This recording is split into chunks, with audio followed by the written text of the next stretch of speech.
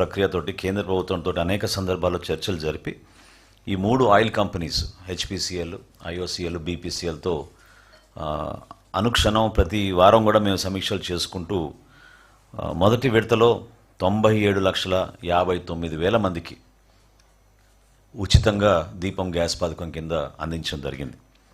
764 కోట్ల రూపాయలు మొదటి దశలో మనం రాష్ట్ర వ్యాప్తంగా బెనిఫిషరీస్ అందరికీ వారి ఖాతాలకు జమ చేసాం. రెండో విడతలో ప్రస్తుతం జరుగుతోంది, ఇంకా 3 రోజులు ఉన్నాయి. రెండో విడతలో ఈ రోజు వరకు జరిగిన డెలివరీస్, గ్యాస్ సిలిండర్ డెలివరీస్ ఈ రోజు వరకు 93,46,000 మంది. ఇప్పుడు వరకు మేము అమౌంట్స్ క్రెడిట్ చేసింది వాళ్ళ ఖాతాలోకి 747 కోట్ల రూపాయలు. ఇంకొక 35 కోట్లు అడ్వాన్స్గా ఇంకా కంపెనీల దగ్గరే ఉంది.